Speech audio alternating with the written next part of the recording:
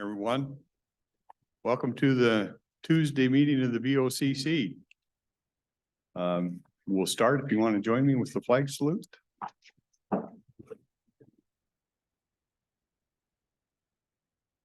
Pledge allegiance to the flag of the United States of America, and to the republic which stands one nation under God, indivisible, with liberty and justice for all.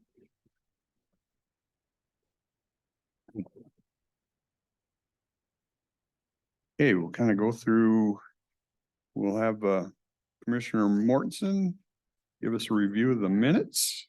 Good morning, everyone. It's good to see a large audience. I reviewed the minutes of the activities last week and I moved to approve those minutes.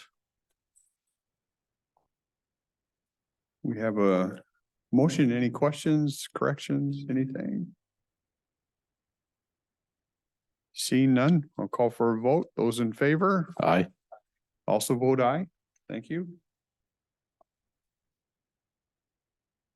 Consent agenda. Items on the, under agreements, contracts, bid awards, we have Cowles County Title VI Annual Accomplishment Report for WashDOT. This is an annual report we need to, we have to produce for Department of Transportation.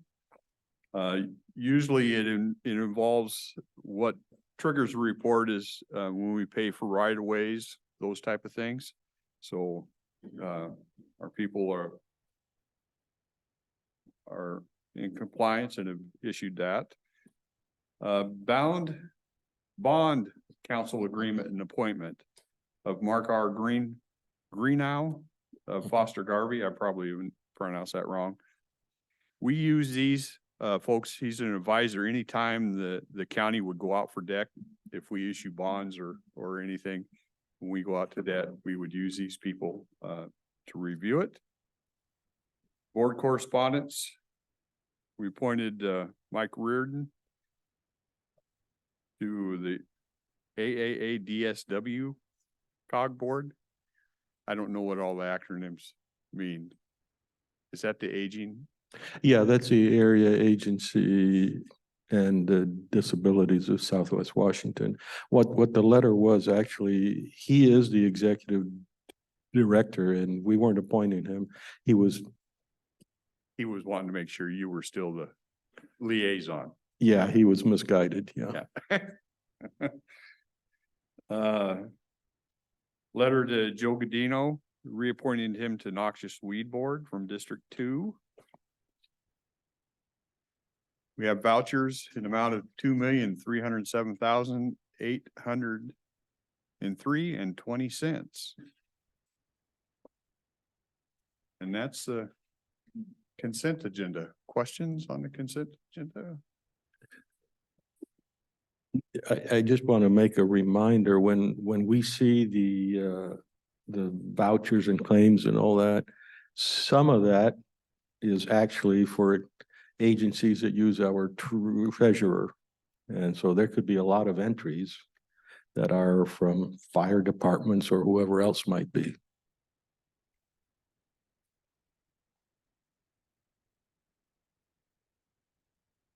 See no questions. Mr. Chairman, I move we approve today's consent agenda as presented by staff. We got a motion to approve. Last chance. I see nobody approaching. I'll call for a vote. Those in favor? Aye. Aye. Also vote aye. Thank you. Motion items. Human resources.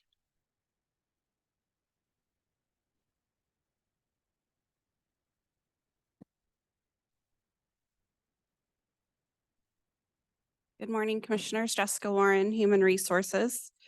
Before you this morning are 3 4-year collective bargaining agreements from January 1st, 2024 to December 31st, 2027 between Cowlitz County and Local 334, Local 1262, and Local 1262 Health Department. Local 334 covers a total of 86 employees in various divisions of public works, like roads, engineering, utilities, solid waste. Local 1262 covers a total of 132 employees in departments and offices throughout the county, including our auditor's office, the assessor's office, treasurer, clerk's office, building and planning, juvenile detention, IT, maintenance, among others. And then local 1262 health department covers a total of 15 employees in the health department. Financial changes for all three collective bargaining agreements include cost of living increases of 5% for 2024, 3.5% for 2025, and a cost of living equivalent to the CPI West Class BC June to June with a floor of 2% and a ceiling of 3.5% for 2026 and 2027.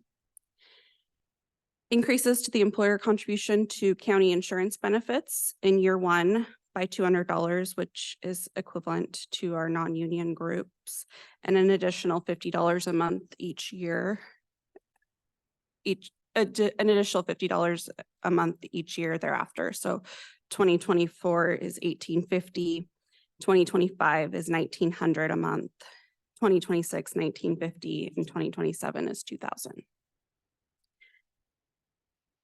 Additional things for each three contracts would be bonus leave after 20 years employed. We previously had it after 22 years. And the ability to earn overtime for standby pay on weekends and holidays for divisions like our maintenance department and utilities when they work when they are on standby on a holiday or a weekend, they would receive 1 hour of overtime for being on standby. Some items that are included in the contracts for local 334, trainer pay for employees performing certified training duties as defined by the department, salary reclassifications for our road crew operators and solid waste operators, for local 1262, out of class pay language for employees performing duties out of their current job classification, which is similar to what we have in our public works department, and also training pay for employees performing duties in juvenile detention. Local 1262 health department, we've also included salary reclassifications for our public health nurses. Along with these changes are various other language changes, included the ability to use donated leave after 6 consecutive months employed. It was previously 1 year. The employer's ability to approve leave without pay prior to hire. The employer's ability to extend the probationary period for an additional 3 months, totaling 1 year. And we cleaned up various articles relating to sick leave, promotion, demotion, transfer language, job postings. So, Jessica, the duration of the contract is for 3 years? 4 years. For 4 years. So we've got some predictability and expenses for our employees. Correct. Plus, we also gained some management prerogatives on a number of different issues. All part of the package for a significant number of the employees that work for the county. You shared with us throughout the negotiations where the different positions are, and you kept us in touch and well informed. I appreciate the job that you've done in crafting these agreements with the unions. Thank you, I appreciate it. We are down to how many more left to go? 2 more. 2 more. Okay, so 6 down and 2 to go, right? 4 down and 2 to go. The other 2 are on different cycles, Yes. so they'll be in preceding years. Thank you. So, yeah, I was interested in the clarification. I thought we had 3 years, but it's clearly not 3, Yeah. it's 4. Is there any rationale behind 3 or 4 or 5 or 2? We had 6 contracts on the same cycle, and my goal was to split them up. So we have 3 contracts with 3 years and 3 contracts with 4 years going forward. So there'll be less overlap between the contracts and the negotiation process. Okay, there is no intent to keep them at 4 necessarily. It's however negotiable it might be. Correct. Okay, this is sort of a minuscule question. The $50 for the health insurance, Now, we get billed so much and then we pay almost all of that, we meaning the county, right? What happens if you manage somehow miraculously to maintain the same coverage at a much lower cost? What happens? So that amount that the employer contributes, that's a maximum. If it's less than, we only contribute up to the maximum. So if it's a total of 1,700, let's say, the county would only contribute up to that amount, not the total 1,850. Okay, and today, our contribution for any of these contracts is how much? 1,850 currently, or for this Right, contract? just at the moment, 1,650, 1650? yes, And then after the contract is ratified, 1,850. 1850, okay. Thank you. Any other questions? Pleasure of the board. Mr. Chairman, I move we approve well, actually, I think we treat all 5 of them in one shot. I mean, all 3 of them in one shot. I move that we approve item 5, 6, and 7 as has been presented by staff. Okay, we have a motion to approve. Questions, comments on that? Seeing none, we'll call for the vote. Those in favor Aye. Aye. also vote aye.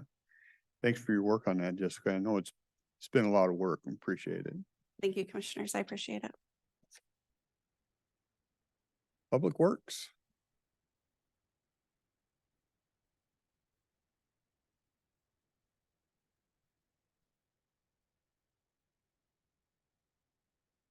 Good morning, Susan Eugenius, County Engineer. So the first item we have in front of you is the supplemental agreement number 3 to the local agency agreement with WSP USA for design and construction services. This is one of our existing as-needed contracts. We're requesting an additional $200,000 in their contract. We use WSP for engineering on projects. In this case, we need an additional $200,000 to complete the design of the Tower Road Rock Creek Culvert project.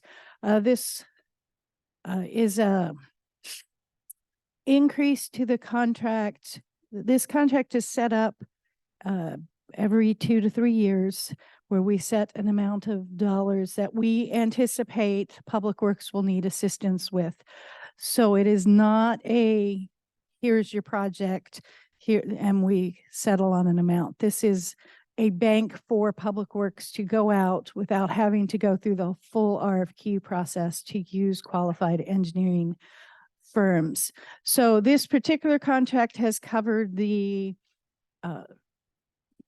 temporary Tower Road Rock Creek Bridge project, some bridge load ratings, and the Eric Creek culvert. So we're requesting an additional $200,000 to complete the design of the permanent solution. In addition to this contract, we have 2 other civil engineering firms that we use for other projects. Yeah, when you were initially doing this, I don't think Rock Creek was any concern, and then all of a sudden, boom. Yeah. Yes. You mentioned the total amount of $1.2 million. Is that for replacing the bridge? And this is, or is that the engineering and planning part? This is the engineering planning for all of the projects that I listed, in addition to some other small tasks. So Okay. it is an engineering cost. The temporary bridge construction, the purchase of the bridge and the installation was just under $2 million. And we're estimating the final solution to be approximately $2 million. Thank you.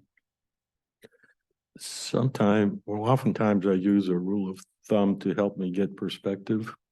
And if you had a typical College County engineering project that would cost at completion $5 million, how much would I typically assume was spent on the engineering?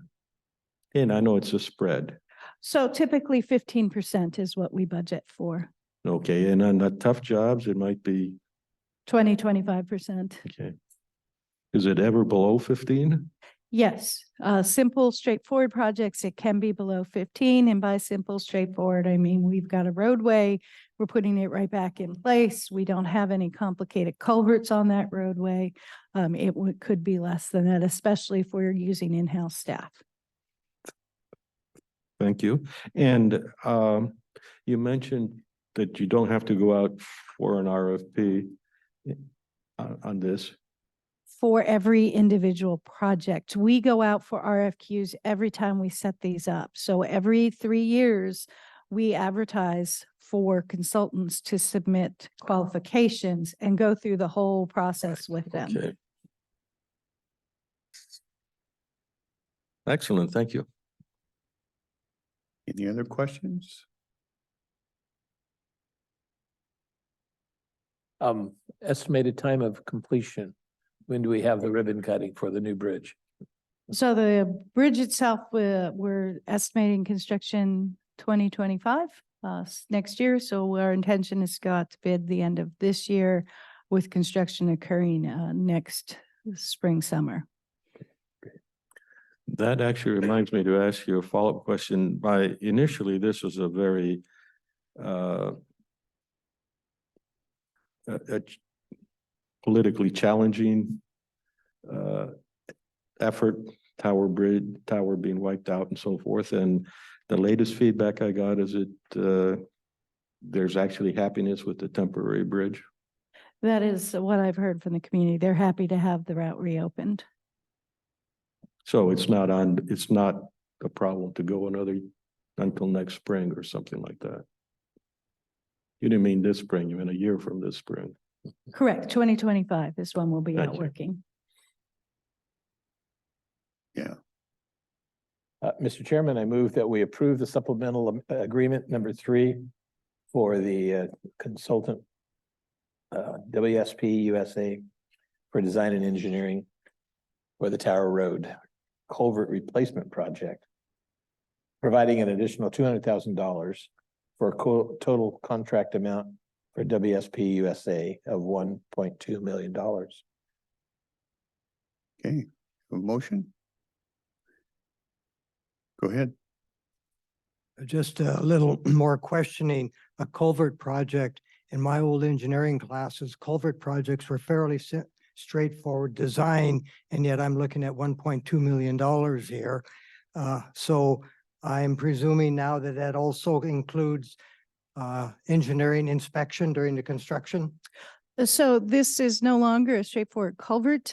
This disaster wiped out 2 existing large diameter culverts, and we are replacing those culverts. If you ever saw the pictures from when we started this, there is about 120-foot span bridge being put in place of those culverts. So we went from Interesting. culverts to a bridge. So it's a bridge, not a culvert. Correct. Okay, and does this include the engineering? You said construction engineering. So does that include inspections during construction? So this covers the WSP services, and this 1.2 is not only for Rock Creek. It only includes their review of shop drawings. We do our inspections. 90% of our inspections are done by Public Works staff. We have an inspection group that will be on site every day working with the contractor. This engineering firm will only come out on critical items and review submittals. Okay, thank you. It may pay for you to tell us, this was a pretty difficult area because the problem arose from the fact that we have an unstable ground there. Yes, this is Old Mount St. Helens Lahar, and the culverts, when they washed out, they uncovered the old culvert that was in place in 1980 before the mountains eruption. So we found that, so the bridge sits up high. So we installed as part of the temporary bridge piles to reach stable soils down below this Lahar level. So the foundations were quite extensive to reach the stable soils. Yeah, it's a pretty good depth. Plus, before Mount St. Helens, this was a fish bearing Yes, stream, and now that it's washed out, that comes back into play, so that's caused some issues with what you want to do there. Or limitations, I should say. limitations, yes. So I suspect some of the engineering had to be done before you put a temporary bridge up there even. Yes, we did some engineering, we did some borings, we built the temporary bridge foundation so that 90% of it can be reused for the permanent bridge. So we paid extra for the temporary bridge foundation so that we only have to make minor modifications when we put in the permanent bridge. That sounds like excellent engineering to me. Well, I can relay the same story I did the other day is the people that travel that, the ones I've heard from are pretty happy with what they have there, so it's working well. Okay. Any other questions? Seeing none, we have a motion on the floor, so I'll call for a vote. Those in favor? Aye. Aye. Also vote aye. Thank you. Second, number 9. So number 9 is a professional service agreement for as-needed solid waste engineering services from BHC Consulting Firm. So this fall of 2023, we initiated the RFQ process and we received qualifications from 2 firms. BHC ranked the highest amongst the review committee, which was 3 reviewers, myself, the engineer that does solid waste engineering and road engineering, and then Sean Rowe, who is our accounts manager and is involved in a lot of the business and up at the landfill. This service will provide us, we're anticipating completion of the Cell 10 design. Biannual flights. We fly the landfill with a drone to take surveys every 6 months, generally the end of December and the end of June. This gives us a record of how much airspace we've used to estimate our compaction rates and make sure we're working the fill correctly. We have waste acceptance, and that's when we have not municipal waste, but some waste from a manufacturer or some construction debris that requires testing to determine if it will meet our requirements. And we're anticipating some changes to our leachate pond. This contract replaces 2 existing as-needed contracts where we had our engineering broken out for long-term design, so cell development, and then day-to-day operations. So we're combining this contract into a single engineering contract. Over the past 2 years, we expended in those 2 contracts $610,000, which is how we came up with the estimate of $600,000 for the next 2 years. So it is always interesting to know what kinds of waste we do not allow. And you mentioned a lot of construction debris. The one, from my understanding, that is the most problematic if we allow it is sheetrock, because as it decomposes, it emits horrendous odors. Yes. And so part of their job is to make sure that sheetrock, that kind of construction debris, isn't included. We have to handle it in a different location.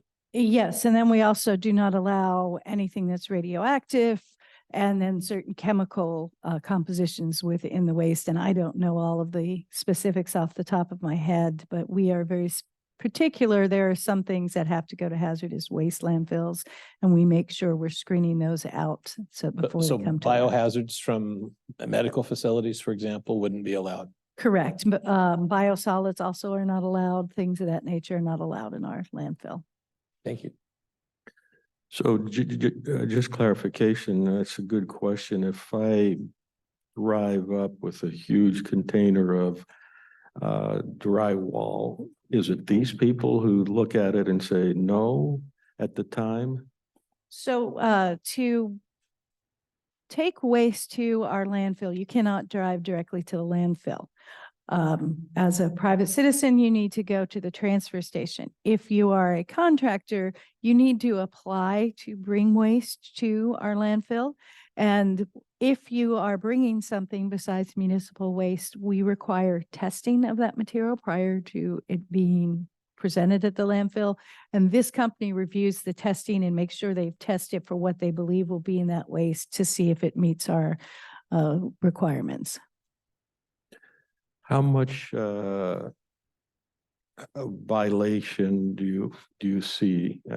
I got certified, my truck got I've done everything, except I'm gonna sneak in a bunch of drywall under some stuff and you catch me.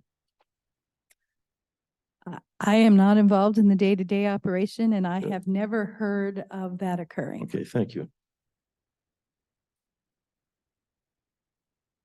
It's not that I'm suspicious. Any other questions on this? I didn't entertain a motion. Mr. Chairman, I move that we approve the PSA with BHC Consultants LLC as has been presented by staff.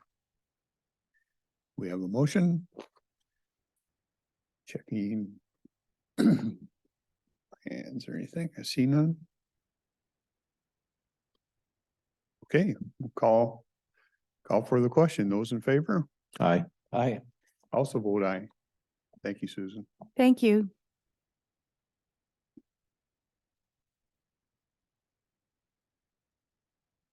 Couple things to note before we move into public comment. I have a couple time stops today. At 10, we have a public hearing, so I have to be cognizant of that. And 10:30, we have Board of Health. So those are two time stops we'll be cognizant of. Tomorrow in this room at 2:30, we will have the Public Facilities District. Last Wednesday, we had Rural Facilities District and an explanation of that. This Wednesday will be the Public Facilities District. They basically run the Expo Center, the place that's got a contract going to put up a hotel. They've gone through a planning function and involved a lot of people, and that's what they're going to present is what they see for the future for that whole area down there.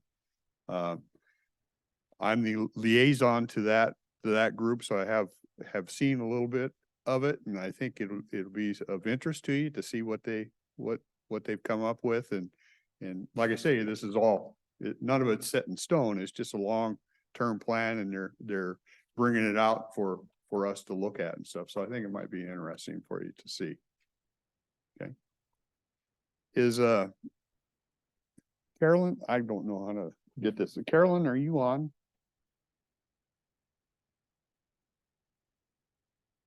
Want to bring her over? We have a lot of legislation at this point in time that affects their office, and a lot of it's not good. So I thought I might give her a little bit of time just to explain the stuff that's coming down from Olympia, if you don't mind doing that. Can you hear me? Yeah. So I missed a portion of what you said as I was transitioning over. You just wanted me to give you a list of what we're facing with legislation in the auditor's office right now. Yeah. So, auditors' offices with the different divisions, we are hit with a flurry of bills every legislative session. And this is our short session, right? Only 60 days, and it feels like you're just on fire. Currently, we have 49 elections related bills. We have 10 in licensing and 13 in recording, none in finance right now. But they all vary from auditors being strongly opposed to being neutral, monitor, maybe educate legislators on the demands and the costs of what the changes would entail. There's some big ones. If you want me to give you kind of a couple of big ones that people should be aware of, and I'm happy to provide specific bill numbers so that people can tune in to these bills themselves and follow and be present on those committee hearings. But to name a few, voting in jails. There's bills out there right now that would make it legal for everybody to vote that's incarcerated. Only the people that have committed capital offenses would be excluded from voting. So, and it puts a large financial burden on counties to implement voting systems, making sure that every individual is able to vote and can do so, and register to vote and can do so freely. Ranked choice voting, it's really moving this year. We're not sure in its current form. It would be a huge cost to the county because it's giving each jurisdiction the right to conduct an election in a different way. We're talking about conducting multiple elections at the same time because our system isn't capable of having one ballot that has a regular top two or regular standard select one method, and then also a ranked choice method. It would be a significant cost to the county for staffing, software. In addition, another one, even year elections. That one really has some traction. There are a ton of legislators signed off as sponsors on that bill, which would move all of our elections to even years. And there are amendments being made that now say it would give local jurisdictions the option to select whether or not their jurisdiction runs in even or odd years. And to that, I pose the question to the public.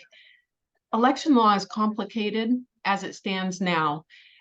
There are some basic rules that we follow with partisan and nonpartisan offices. And if we throw those rules out the door and everybody just gets to pick if and when they run in an even year or an odd year, it's going to be even more confusing, right? And think about if you're a school district candidate and you're battling with, big ticket races for fundraising ability, for the space to place your yard signs. I mean, there's a lot to think about in these decisions, and they're moving so quickly that I'm not sure that everything is being heard.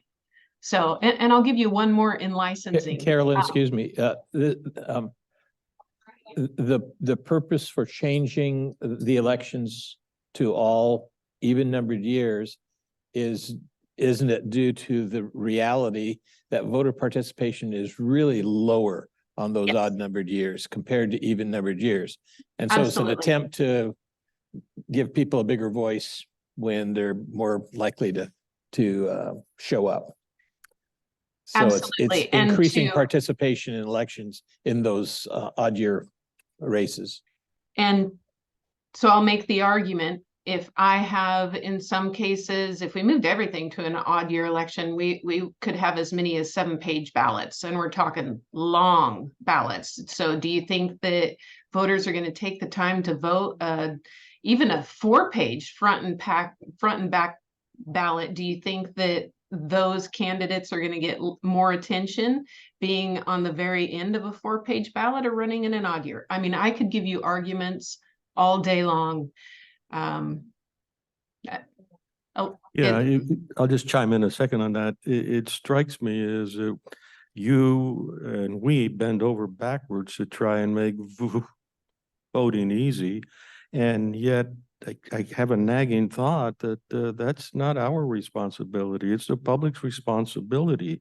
And that is a duty that should be handled not just with just a cursory examination the evening that they're going to turn in the ballot, right? It's got to be something they've given some thought. You mentioned a few of these very important changes or very significant changes, and who's going to give it any thought there? I think with you, I appreciate that. With the public, I think they need to appreciate it a little bit more. I'll give you one more. So auditors did try to propose a bill to the legislature last year, making our voter pamphlet standards consistent between counties and statewide. And we had very minimal requests in there, just creating consistency so that one auditor couldn't do something differently than another auditor. And the bill, it quickly opened a can of worms where they wanted all kinds of demands about what candidates can and can't say in that statement, what they can and can't wear. I mean, it really went sideways, and we pulled support and we backed away from it and said, nope, let it die. We can't support this.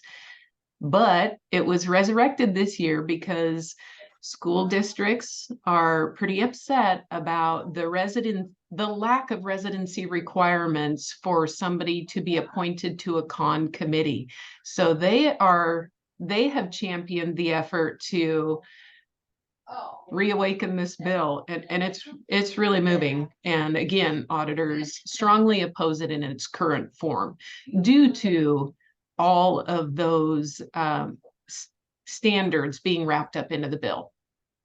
So I know one of the other arguments against putting all the elections on even numbered years is that it's during the even numbered year elections that statewide initiatives and referendums appear.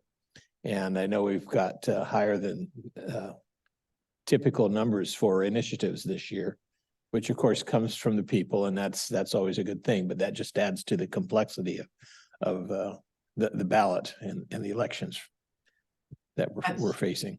you're absolutely right. It, like I say, depending on the year, we're talking multiple page ballot. And are those meaningless advisory votes repealed? Did that They're get gone thrown out? for now. They're gone for for now. I mean, I shouldn't say they were worthless, but the legislators never paid any attention to the advisory Yes. votes, so. Exactly. So Washington voters are pretty used to lengthy ballots.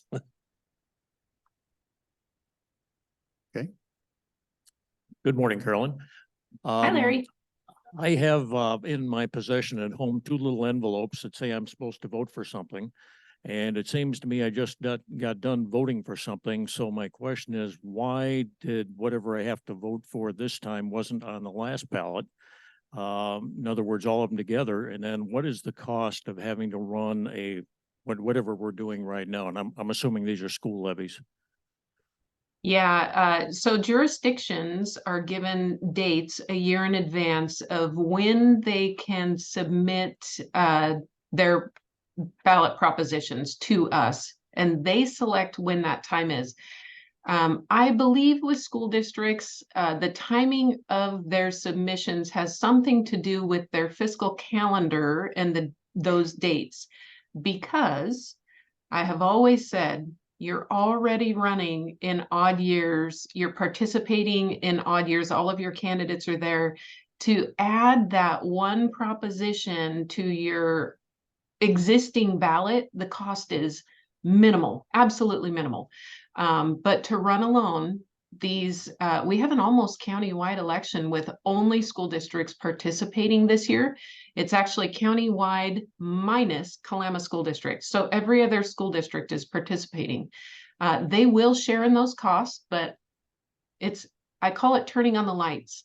As soon as you turn on the lights in elections, you own an equal share to the large costs that make up elections. And that's those software maintenance and support fees. It's a big cost. Their cost will probably be the cost of that. Just, everybody's going to get 1 or 2 questions on this small ballot. And the cost of that election to the jurisdictions is probably going to be around $140,000 divided between each of the school districts. Whereas if you were just to add an issue to your cost when you've already run in an odd year where all courts and cities and school districts, cemeteries, fire, everybody's sharing in those costs, the allocation is divided, so your cost is much less. And to add an issue, it wouldn't even be over $5,000. Okay, so the $140,000 you're talking about, that's in addition to your general expenses? Yeah, those are directly related to election costs. Okay, well, there's a way to save 140,000 right there. Well, the interesting thing seems like, the reason Kalama isn't on there is because the people in Kalama passed their levy. The other schools were not given their levy and they just don't want to take no for an answer. So I think Woodland's on its third try now.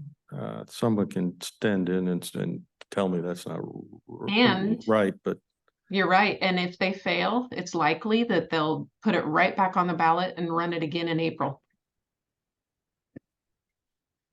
Go ahead.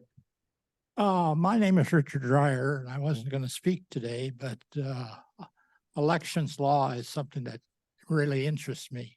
Could you explain to the people that don't know what a ranked choice election is?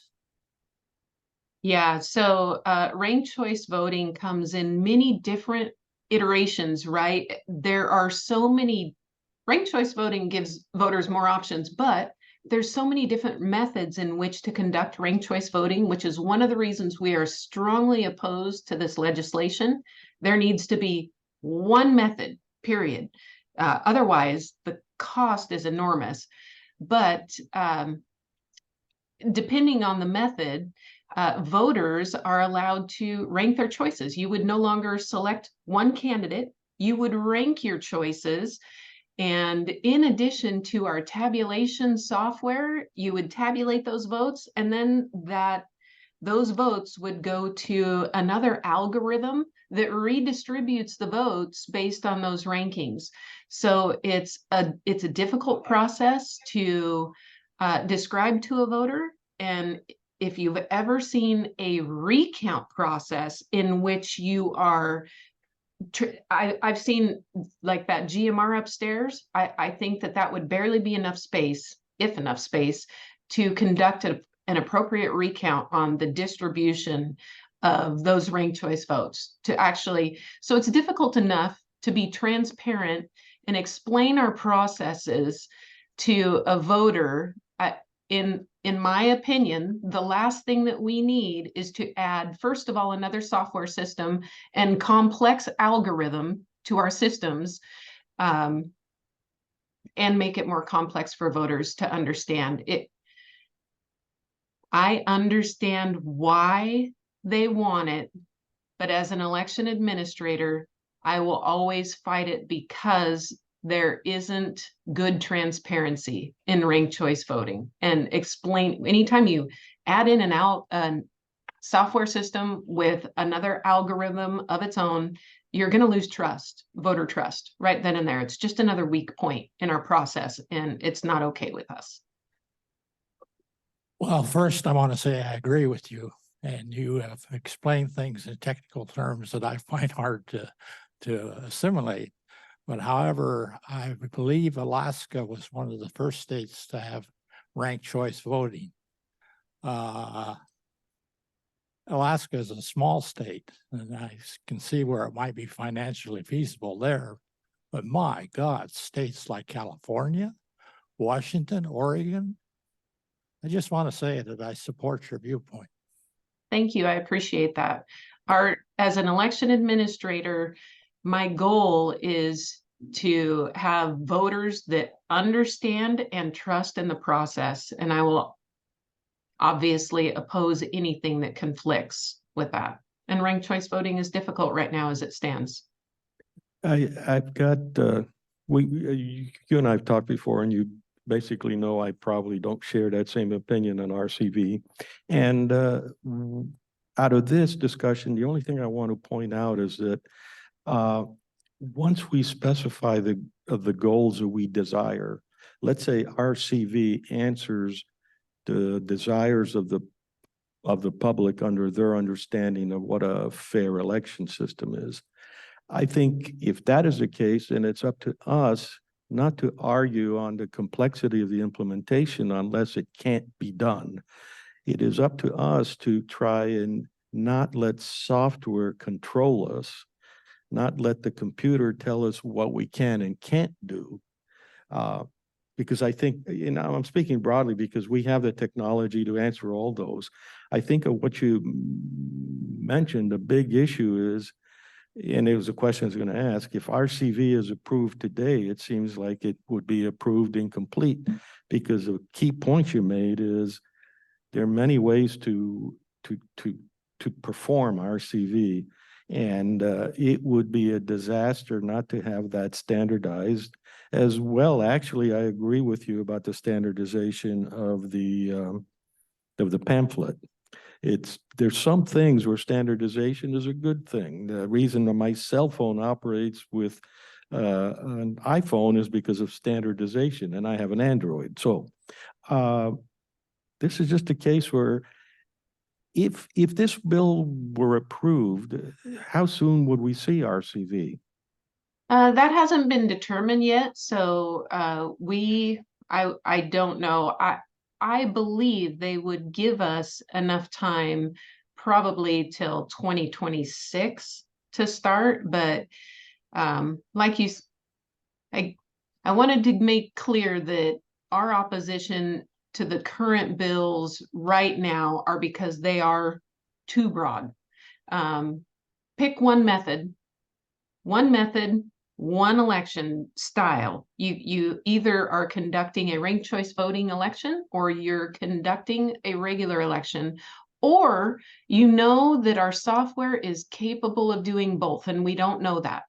So those are the pinch points moving forward. And as auditors, we ask, hey, let's do this research in advance of approving bills so we know exactly what we can and can't do and what the cost will be. And that's where we're at right now. Agreed. I thank you for that. So the concept is still a little murky in people's minds because we've not had experience with it. I understand that Pierce County has been using ranked voting. They did Or- at one time. So They did there's at one- I can't remember if it was a city or a county charter that approved it for, I believe, 1 year, a 1 year period they did it. And you'll note that Thurston County, it was Thurston County that did it. And they were, no, sorry, it was Pierce County. The Thurston County auditor used to work for Pierce County. So the Thurston County auditor, who formerly worked for Pierce County and administered those elections, it almost bankrupted their county, and it only lasted 1 year. It was an enormous amount of money spent in educational campaigns. The voters were confused. The system was unbelievably expensive. And I'll be very frank with you. Our vendors currently, when asked if we can do this, sure, we can do this. And in reality, at the time when Pierce County had that answer, the minute that it was approved by the legislature and they went back to those vendors said, that'll be $1 million. And you're on the hook for that. So again, as administrators, we're saying, do the research ahead of time, make sure that there's a clear path forward so that nobody is stuck with a confusing process and exorbitant costs. And King County currently is working on the option of ranked choice voting. So currently, King County is the one to be watching. So again, ranked choice voting tries to address the problem that if you have multiple candidates running for the same office, you can get elected with less than 50% majority. And the whole goal is to make sure at the end of the day, everybody who gets elected has at least 50% plus one, which we currently don't necessarily have, particularly in the primary vote level. So I still have questions about a huge change like that and the expense, but Yeah, the goal King is there to County try is to doing make it. sure everybody gets elected with 50% of the vote plus one at a minimum. I'm not positive, but I believe that King County will be implementing some version as an option in 2025. So they'll be the county to watch to see really what the result is, what method they're using, and their costs. I would add that the public needs to be careful. I need to be careful because, as you point out, the complexity of this is such that we don't really know the manifestation of going through RCV. Does that mean we elect people with 25% of the vote? Or how it all goes? And if we do, what exactly does that mean? Does that mean that we are gradually moving our electeds into a position of ceding power to some higher source because we have mediocre elected? It needs to be understood. 2026 for me would be too soon to have this out there. If you told me it took another 5 years to figure out what we really should be doing, I'd buy that. I'll just throw one more bill out there because it's not elections related, but currently there is a bill for licensing to make my frontline clerks check to see if a vehicle owner has insurance or not. And if they do not have current insurance, they would not be able to renew their tabs. So I was speaking to Commissioner Mortensen about new laws and making them overly complex, and that would be a big task for my front line to pull off, which would make longer lines and wait times in renewing your tabs in the office. So we'll see where that one goes. Okay, appreciate your time, Thanks for Carolyn. having me. It's that time of year with legislature in place. We have open forum. I do have a public hearing coming at 10. I apologize. We're down to about 5 minutes, but we are open for about 5 minutes.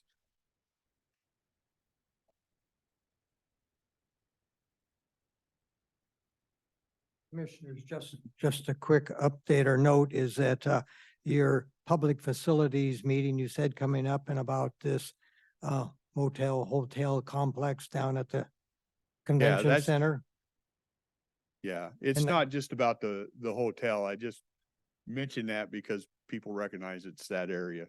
Right, so I'll just remind us, and you were there at the Longview City workshop talking about the 5 acres where the old water facility was. And one of the big items on there was, again, a public facility or a private facility for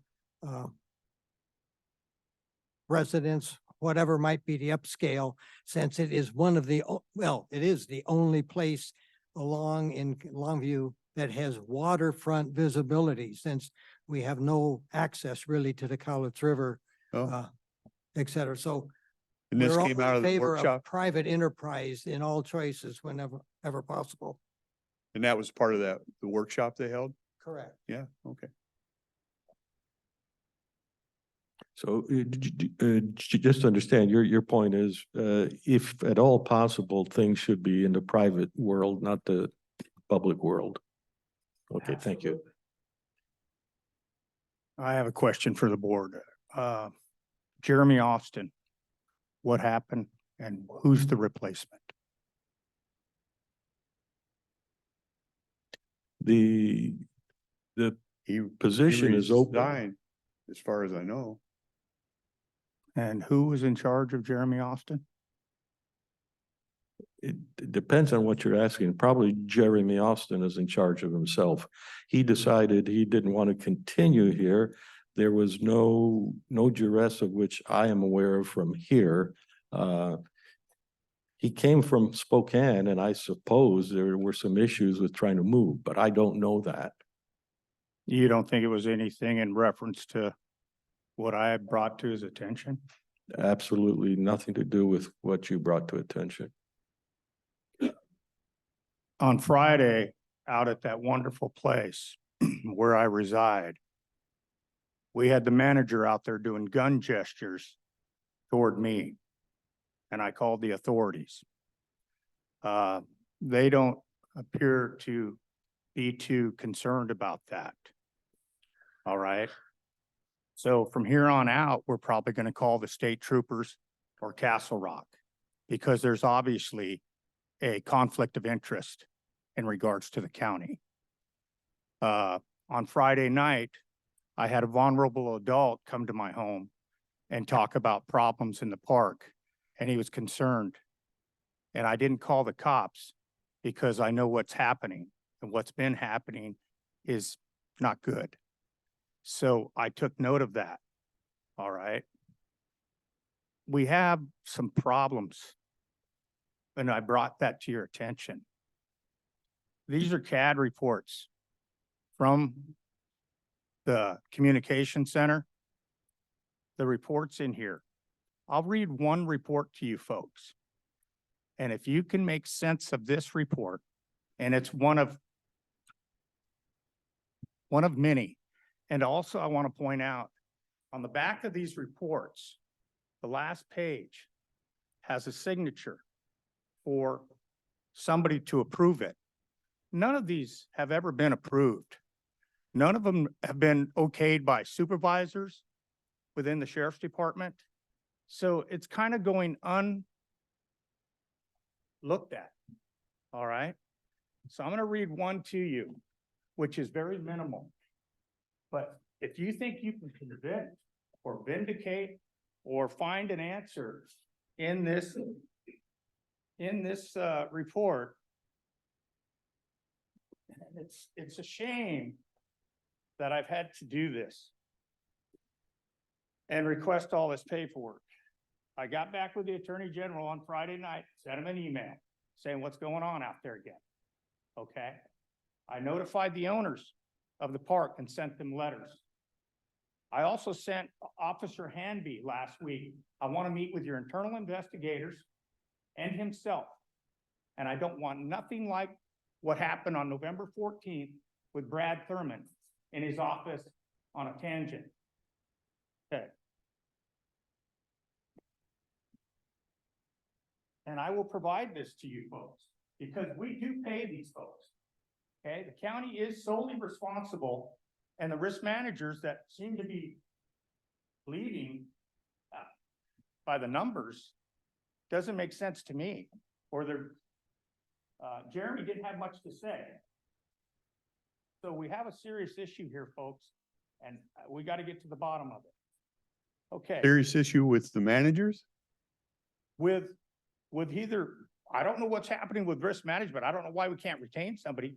Maybe we need to get a county administrator that can oversee all the departments. Because One gal went to a previous job that she was formerly at that she liked better. And Jeremy, I don't know why he left. It had nothing to do. Personally, I'd never talked to Jeremy so there except when he wasn't, was in here. so there wasn't any issues with Victoria Blasel? She went back to a job. She worked for the state previously Yeah, she worked for And- Labor and Industries. and she would not take the jab, so she was let go.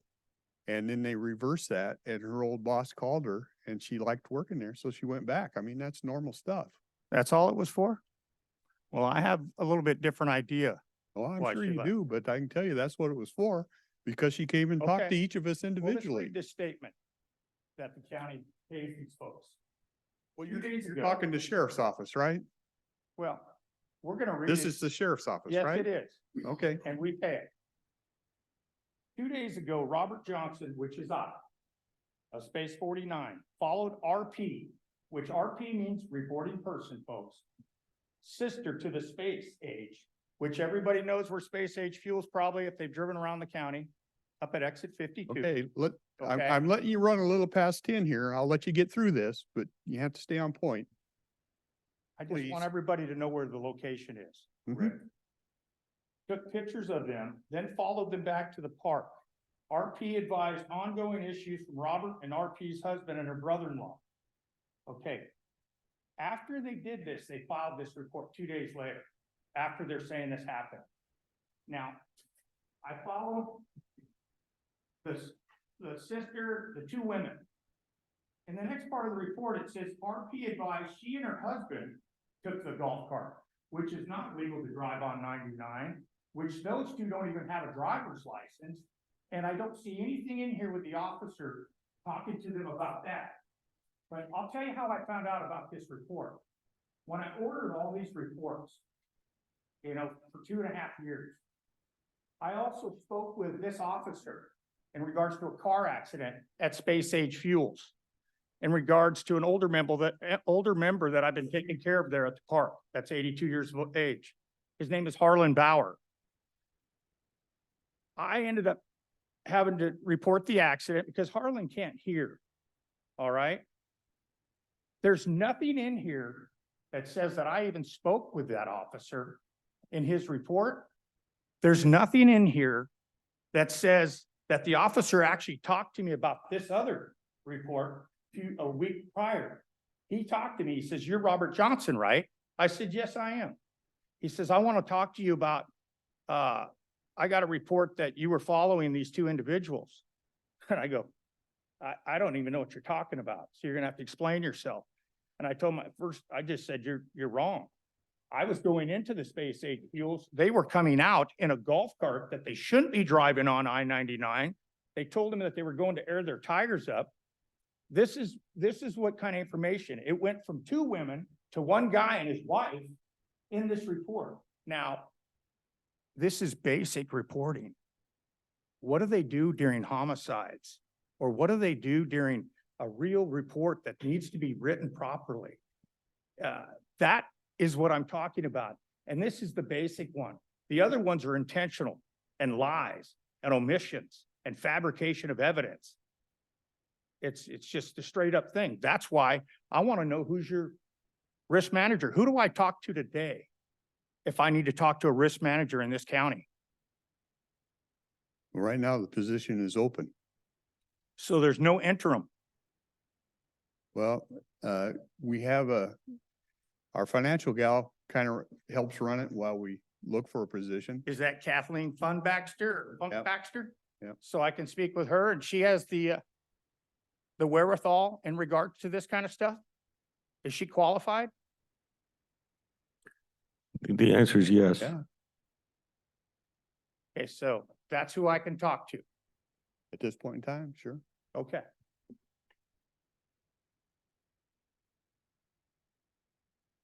Okay, we'll close comments till we get through our next 2 meetings. So we have a public hearing, building and planning.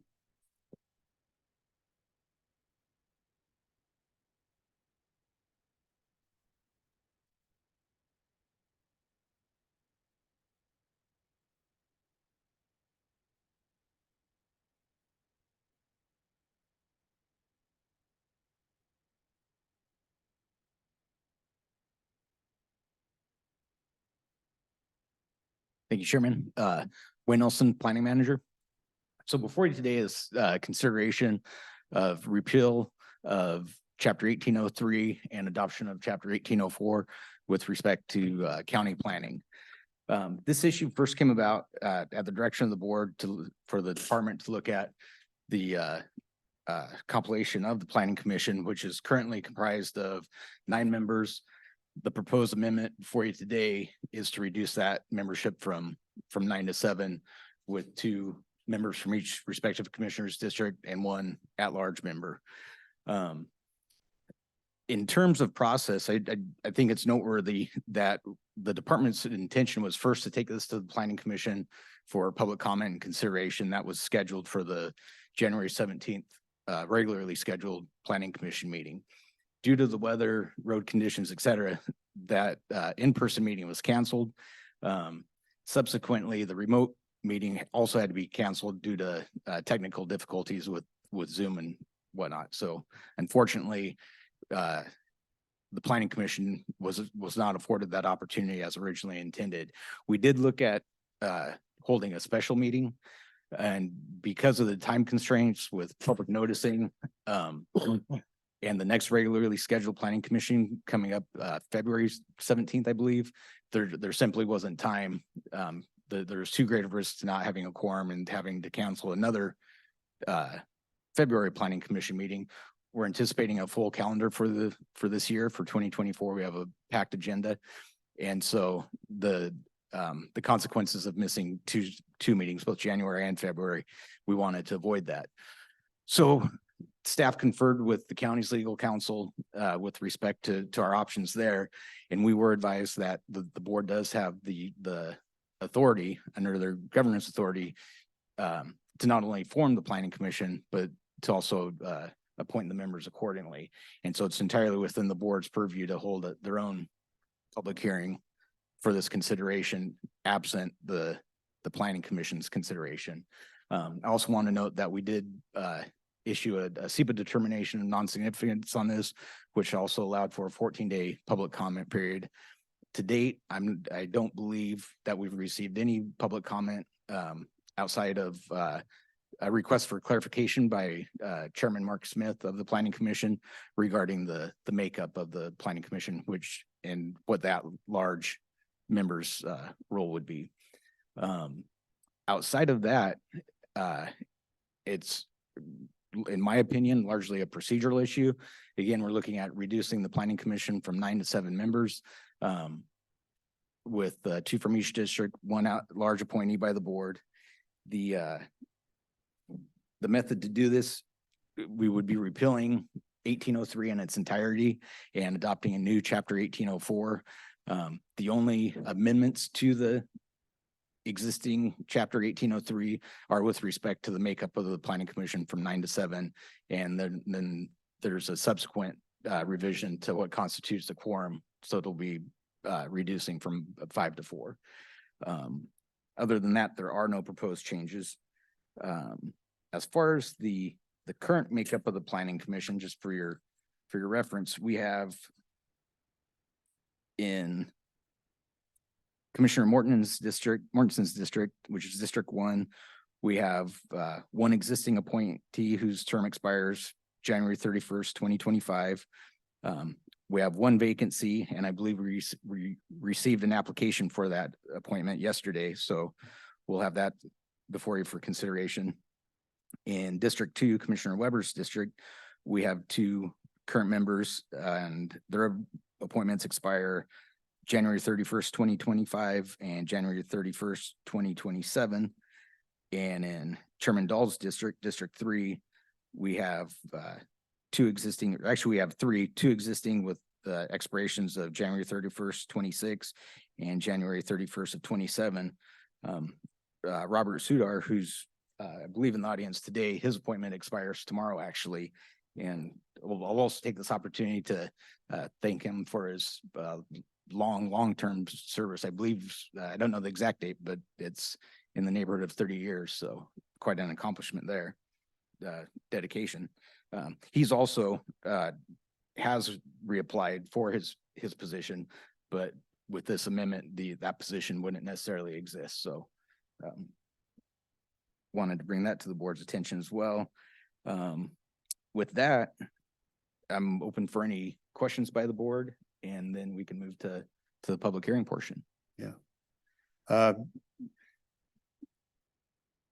just, be out, this kind of started with me. We formed this in, I think, 1961 or 62, right in that area. And it was by statute, you can have 5 to 9 members in this thing. We chose 9 at that point in the early 60s, and I totally get it. There wasn't technology, the things they were set out or charged to do, set up planning. Can envision involve maps and all kinds of stuff that work that had to be due. So 9 made sense. As we move now, a lot of stuff is electronic. We've had people, and while I appreciate the dedication of somebody being on there 30 years, in my opinion, these advisory boards should turn a little faster and have new opportunities for others. And it just never seems to do that. So down to the 7 and the other, I think we can do the same job with 7, 2 from each district. I think technology nowadays, it's not an issue of bodies that's needed. The other part is you can have a person on there that's also, you can do a department head in the county. In the times that I've sit at the meetings, it's become pretty apparent to me that there's real disconnect between this board and that board and what's going on.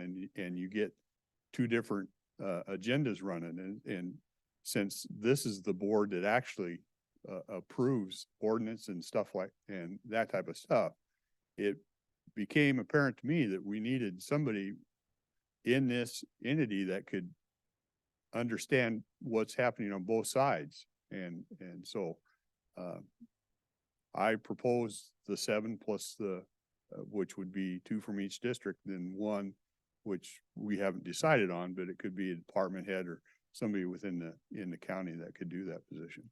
So that's kind of where it generated. I'll just be flat with you. I'm the one that started it.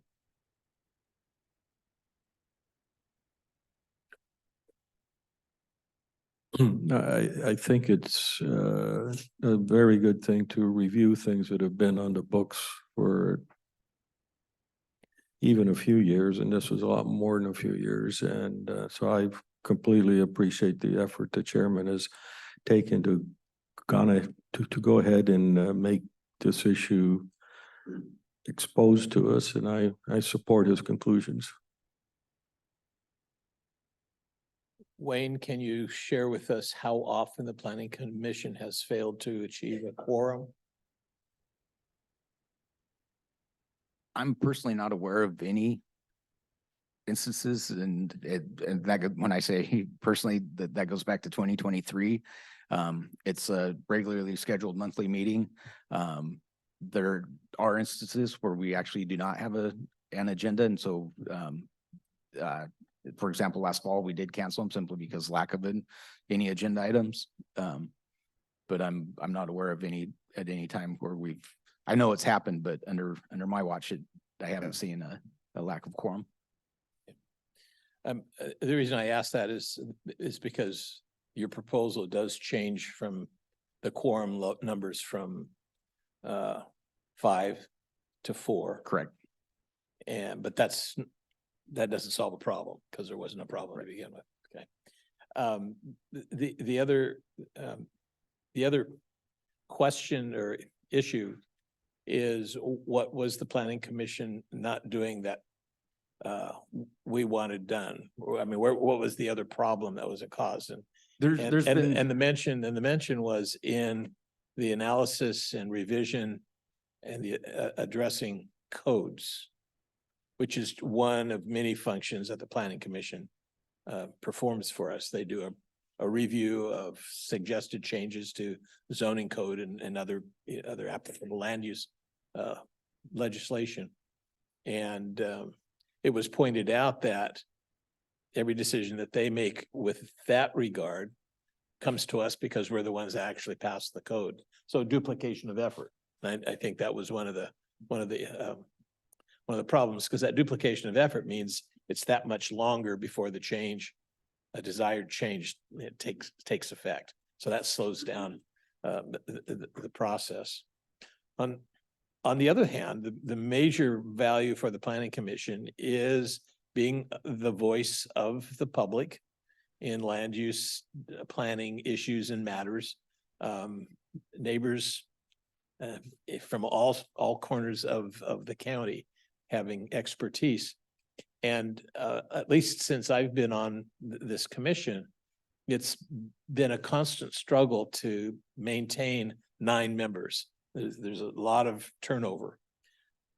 But there are some folks who've been there for a long time, and basically what ends up happening is those long-term members become the institutional knowledge. Correct. For what's been tried, what's been done, what's worked, and what hasn't worked for long. And I do have a concern that we lose that institutional knowledge if we cycle through everybody.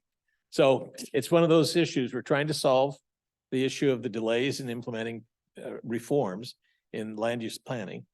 And yet we want to make sure that we listen to the voice of the people.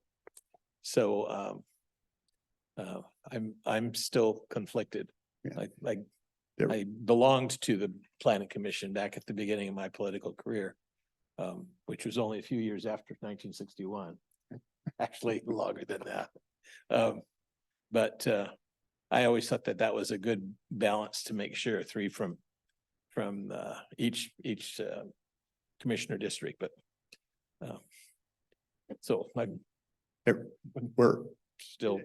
Commissioner brings up another issue that I had that isn't part of this hearing. Planning Commission meets once a month. They don't have the authority they can recommend to us, but this is authority that enacts. And we meet on a weekly basis. So for us to enact something is much quicker. And one of the other suggestions is some of those things that are involved legislative ordinance and those type of things should be directed to this commission where they can make the decision. Our public meetings are larger. I've sit in theirs for 6 months. I know these are larger and there's more participation here. So if you really want the public to hear, then this is where it's gonna happen. And we had a flood ordinance thing that started in May, and it was basically over one question. Do we want to follow FEMA or do we want to set our own? And we gave that direction early on where we wanted to be, and 6 months later in November, it finally gets through planning commission. And that should have been handled easily in just time.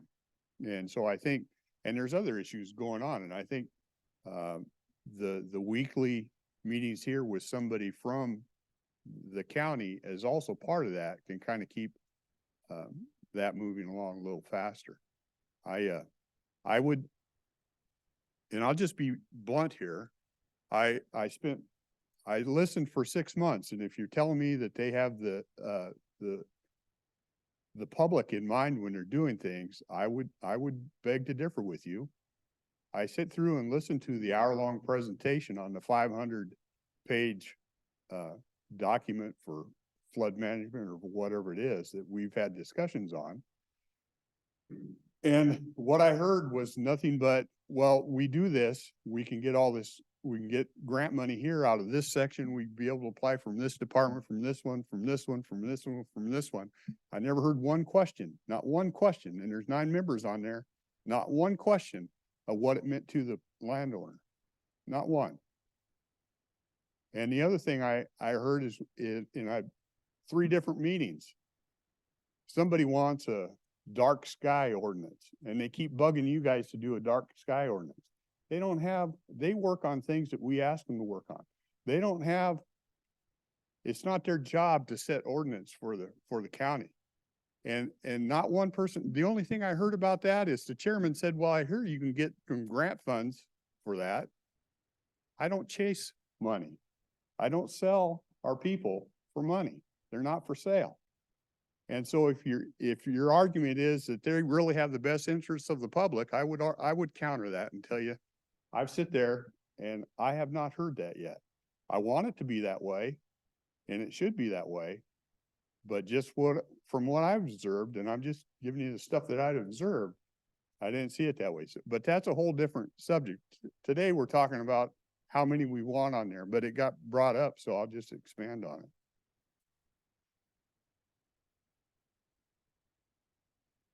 Any other questions from us? Okay, we'll open it to the public for public comment.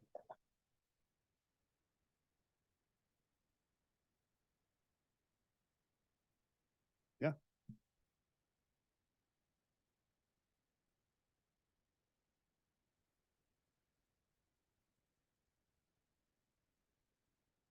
Yeah, thank you for the opportunity to speak today. My name is Robert Sudar. I am the outgoing Planning Commission member who's been on the commission for 32 years. I want to point out that my term is 4 years at a time, just like everybody else, and that any time that they wanted to remove me for any reason, that certainly was a possibility. So I stay on the commission because I find it really interesting, and I think I have input that's useful. And I think there are other members of the commission that are similarly skilled. As 9 members, it's more likely to have a broader representation of the community than a smaller membership. That's just the reality. And we've had, I'm an engineer by training. We've had architects, builders, realtors, lawyers. We've had a broad range of people who have been commissioners, who've been on the commission. So it's been a broad representation of the public. You may not know anybody who's interested in dark sky, but I do. And so it's just the reality of our community to some extent. I don't think that we should be a rubber stamp for what you want to do. Our job is to talk with staff about proposals and to present our opinion to you. And it's certainly your prerogative to change that if you choose to. That's just part of the difference between the two of us, but we're not supposed to know what you want and then make that happen. And then, so it makes it easier for you to approve something. That's not how I see our role, I guess. There have been times where we've been told to use what we want to do, whereas our preference is to do what the law says we're supposed to do. We think that's our role. And so, I have no problem with coming off the commission. I want to make that clear. This is not a defense of my membership. It's just a discussion of my experience on it. This gives me a really convenient off-ramp after 32 years to get off the commission. And I did reapply, but at the time I reapplied, I had no idea that there was going to be a change like this. The first I heard about it, it was in the paper, frankly. An article in the paper. I don't recall anything before that. We were supposed to have the meeting a couple weeks ago and it was canceled at the last minute. And I read the staff report. I read the article in the paper. The article in the paper said something about better representation amongst groups. And I can tell you that we've had excellent representation over the years in our membership. I don't ever remember in 32 years when we didn't have a quorum. I can't recall that. It's possible that it happened, but I don't recall that ever happening. I'm not sure that 2 per district and 1 other person, if it's another citizen, is any fairer, because then you would have a 3rd person. I think the legal representative said you can't pick a staff leader to do that. And I don't see the merit in this. There's nothing, it doesn't make it any better to my way of thinking. And then if you had a quorum of 4, you could conceivably have a 2-2 vote, which would be a tie. And I suppose that's where the 7th person would come in. They'd break that tie or something. I don't know. But still, if you only had 4, then could potentially be a tie. It's not uncommon for us to ask the planning department to look into something like the dark sky thing. Wouldn't be the first time that's happened over the last 30 years. There are things that come up to us from the people that we talk to that bring up topics that may not come before the planning department in any other way. And so I don't particularly have any problem with that. And I know that is an issue in a lot of municipalities. And what you heard at those meetings is not what I heard. I don't recall any discussion about getting federal funds. I know that whenever there's a topic that we want to extend, we always ask staff, what's the timeline on this? Is it something critical that's coming up? In our opinion, the Mount St. Helens eruption created unique conditions in this county compared to other places that FEMA isn't involved with. And that's why we chose to not change to the FEMA standard. And you just decided to do that differently. That's your prerogative. That's not a problem for us. But we voiced our opinion on why we thought it should be different.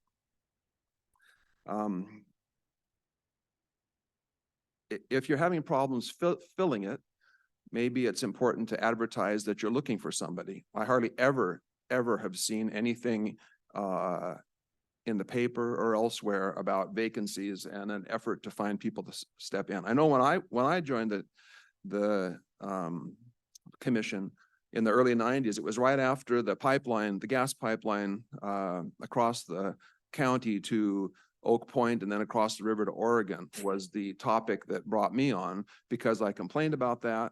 I was shocked that we could have a gas pipeline approved for our county before anybody in the county knew about it. And so I spoke up and I got asked to join the Planning Commission. And so that was the impetus that I had initially. And at that time, there were 3 people applying for the position that I got. So there has been more interest in the past. So I think that in terms of timeliness, it is something that we look for. We ask the staff about. And I don't think we're taking anybody's rights away on some of these, but we have to also look at what the community's involvement or interest might be. And the broader the membership, the more likely you're here to hear from different elements in the community. We're all volunteers. We do only meet once a month at the most, though we have had special meetings along the way. But we're volunteers. We have other things that we do. Sometimes there's a lot to read, sometimes there isn't a lot, but we're landowners, we're involved in forestry, we're involved in fisheries, we're involved in recreational activities around the county. We have lots of different activities in our background. And so it's up to you what you do, like always, but I don't think there's any super merit for this. And like I said, I don't care if I'm reappointed or not. It's not a big deal to me. But I think that the point is, will you have how effective can you make your planning commission? And does reducing it to 7 or to 6+1, whoever the one might be, make it a better planning commission or something else? And I think that over the years, we've done a good job at 9, and I don't think that job is, as a matter of fact, we do a better job than we used to do. Because I know how we used to make decisions 30 years ago, and we do a better job of that now. And also, we involve the public better than probably any other commission process I've ever attended. The fact that sometimes we don't have anybody at our meetings is because of the mundane issues we sometimes deal with. You know, not everybody is interested. On the other hand, you get the right notice out there and the room's full. And then they'll say, well, they didn't know anything about it, or they would have come earlier. And we advertise the same. We have work groups, and yet people say they didn't know about it. I'm sure that you come up with the same kind of comments as commissioners when you hold a public hearing. So I've taken way more than my share of the time, but I think this is a bad decision. I don't think pulling me off the commission is a bad decision. It's just a decision. And so I appreciated the time I was on it. It certainly has helped me be a better member of the county and a more knowledgeable person in the county. And thank you for the opportunity to speak.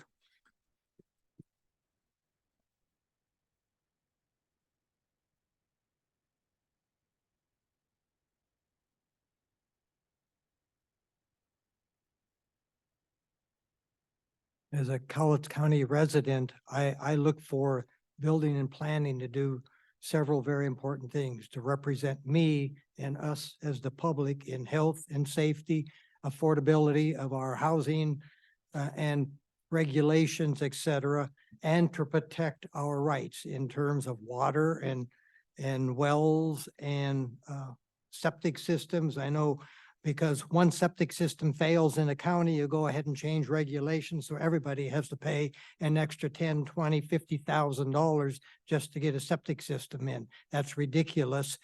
Solve the failure, not penalize everybody in the county. So again, the point being is that, as you've said, Commissioner Dahl, this is a weekly meeting. It's visible throughout the county and it's broadcast.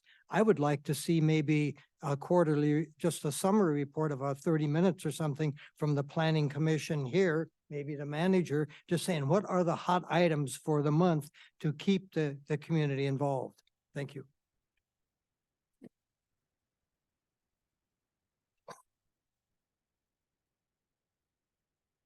Any other?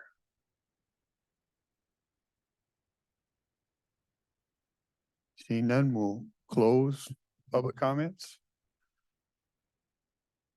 Just whatever the pleasure of the board is. Mr. Chairman, I move that we approve changing the Cowlitz County Code 18.03 as has been presented by our Building and Planning Department.